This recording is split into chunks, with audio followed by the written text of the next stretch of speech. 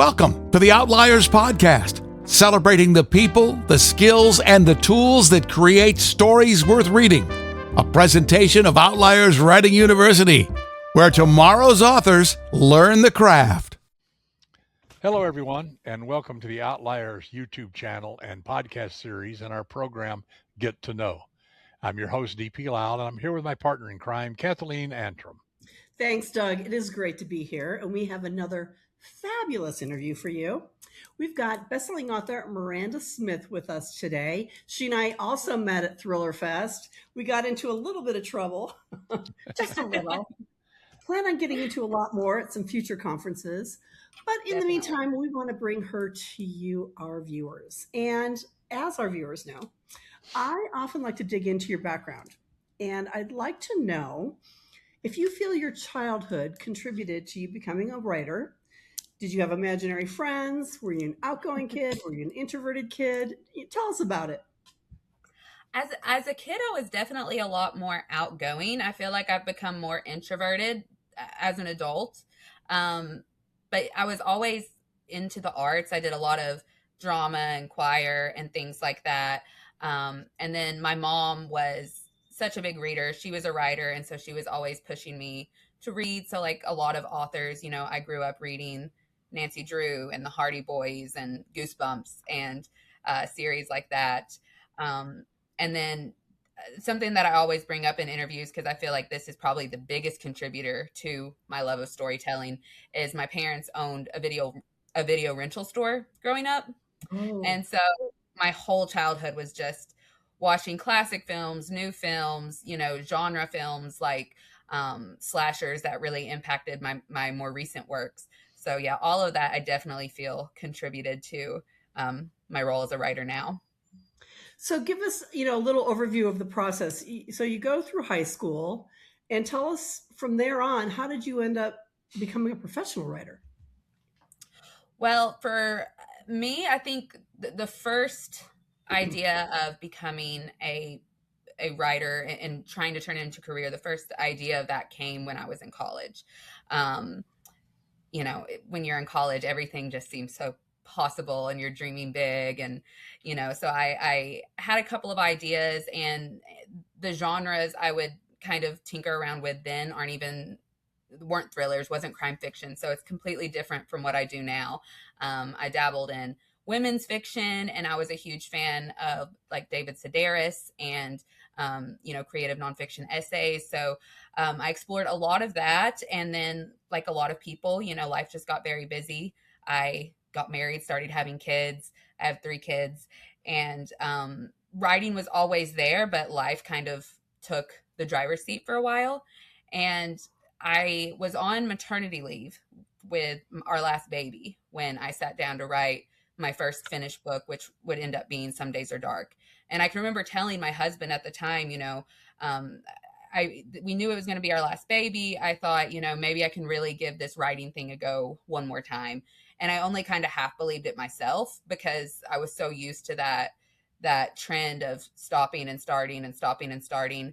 But I knew I had really the bulk of the summer with a new baby and 2 other toddlers to do nothing but take care of them and write. So I just went all in, and I finished that first draft in about 3 or 4 months. Wow.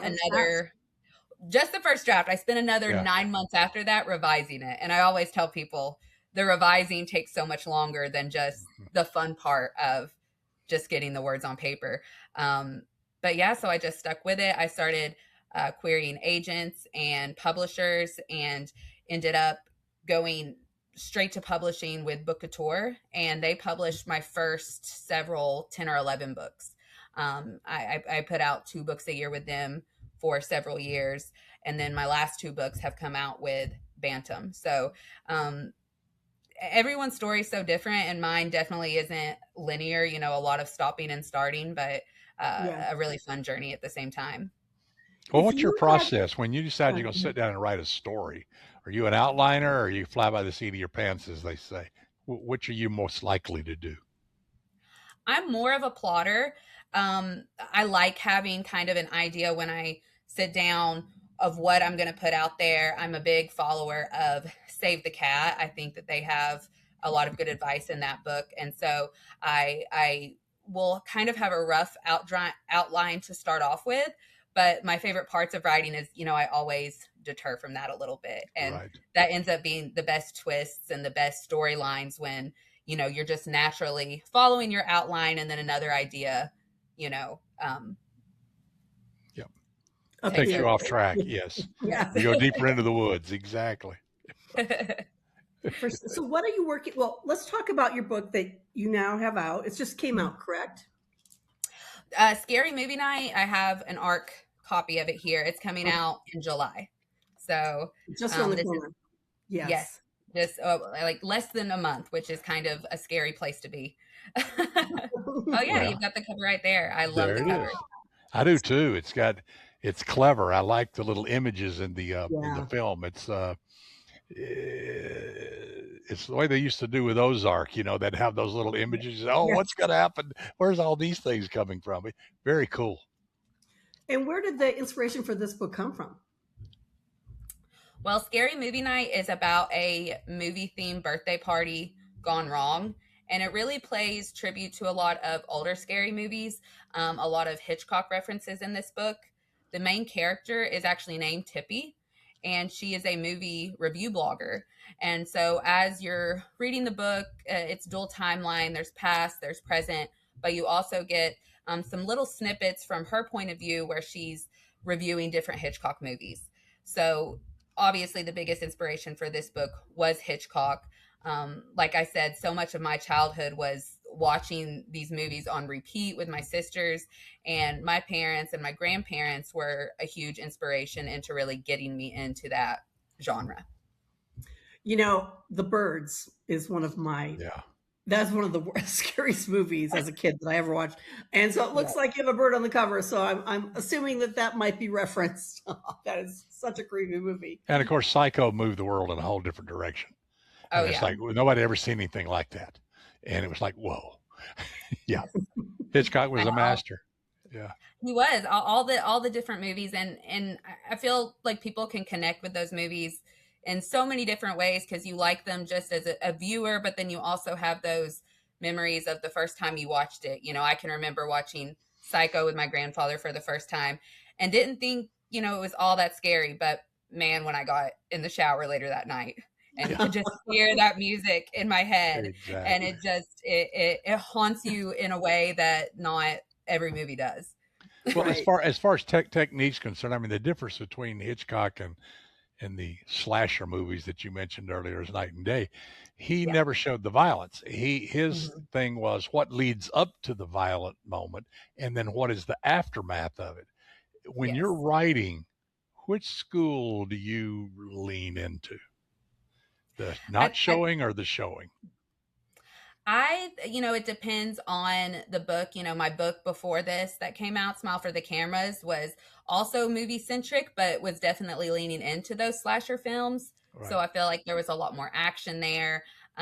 This one is more of a slower burn, and you get to really take a look at these characters. It reminds me of those older movies where you've got a cast of characters and you're watching closely to kind of feel out what's really going on and make sure you don't miss anything. So I tried to kind of incorporate that old school vintage Hitchcock feel into the storytelling on this one. Now, is this story also set in the South? I know you set your stories in the Southern settings a lot, since you live down there, of course. Yes, I live in East Tennessee, but actually this one is not. Okay. It's taking place in upstate New York at this mansion, but there is a very important Southern character in the book, and that is the character of Marmee. So that's Tippy's grandmother, and she is from the South, married a very famous film producer, has like some different connections to the film world, and this whole costume birthday party is taking place at her huge mansion in upstate New York. So even though it's not set in the South, there's a little bit of that Southern flair that I love. Well, I'm a Southerner too, but I'm from Alabama though. But what is it that attracts you about Southern characters and Southern settings and Southern storytelling? What what works for you? And, a lot of people love that area because it's so rich and everything, especially pecan pie. But what draws you to it? Like you said, just the rich history and atmosphere.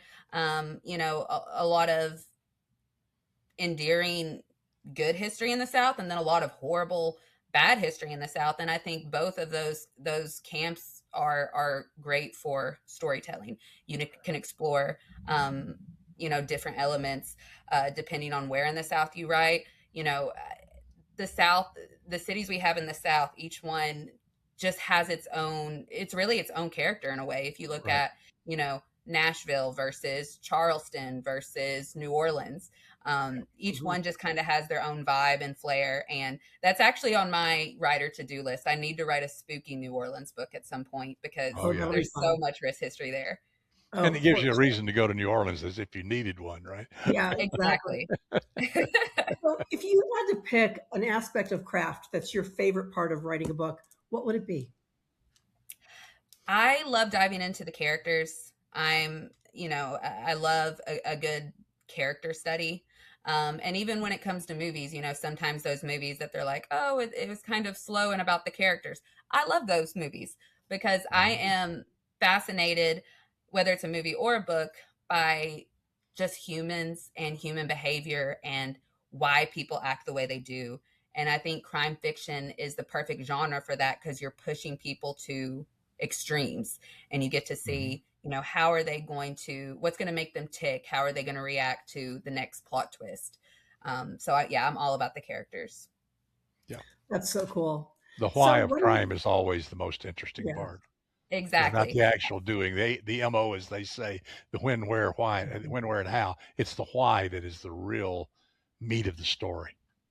Exactly. And you hear a lot about whodunits. Of course, everyone wants to know who the ultimate bad guy is, who did it. But I think for most readers, myself included, you are more intrigued by the why done it. Why did they do it? Yep. Yeah, absolutely. Yeah. So tell us what you're working on now. Or are you taking a little break? Not much of a break right now. Like I said, with publication just a month away, I'm in full on promo mode, which is a lot of fun. I've got some different events scheduled next month, and which I love. As we talked about, I love going to the conferences, but I also love visiting bookstores and just getting to talk to readers. So I'm really focusing on that right now. And then I am working on another book. It's not got a title. It's in the scary, beautiful early stages of still kind of figuring it out. But it's a different setting. It's a tropical island setting. And it's one I'm really excited about. I also think it's a little darker than some of the other things I've written in the past. So. Oh, that's cool. That's very cool. So when's the book coming out? Scary Movie Night comes out on July 14th. Okay. Yeah. Yay. All right. Yay. So we'll get this all set up to release for you there. Yeah, we'll just set it up on time. And let our viewers know where they can learn more about you, where they can buy your books, etc. I have my website. It's mirandasmithwriter.com. And I'm most active on Instagram and TikTok. Same username at Miranda Smith Writer. And I like to post about all things in the writing world, my books, other books that I'm reading. Here recently, I've started a series where I'm reviewing different scary movies to kind of tie in with the Scary Movie Night theme. So, but yeah, you can find me on social media, and my website has more info on all my books, and you can buy them wherever books are sold. Fantastic. Well, we're going to definitely have to have you back on with the next one coming out. Absolutely. Yes. Yeah. Looking forward to that as well. And I want to show this again so everybody can see the book. So I hope from a blockbuster kid as you grew up, I hope this becomes a blockbuster also. Absolutely. Thank you so much. Absolutely. And thank you guys for having me. Yeah, thank you for having me. You are a great interview and a lot of fun. And we'll have you back soon. Thank you for being here. Fantastic. And we will have you back. And like I said, we'll let you know when this goes up, and we'll promote it and hopefully get some book sales and have some fun and scare some people to death. Yeah. Absolutely. That's the fun part. Thanks for being here. Well, this concludes this episode of Get to Know here on the Outliers YouTube channel and podcast series. And as you know, we will be back with more fun and dance, more interviews, and more of Kathy, which is always, she's always so precious. And we'll do all of that. So until then, keep reading, keep writing, keep having fun, and try not to get caught. The Outliers Podcast is a copyrighted presentation of Outliers Writing University. All rights reserved. Learn more at outlierswritinguniversity.com.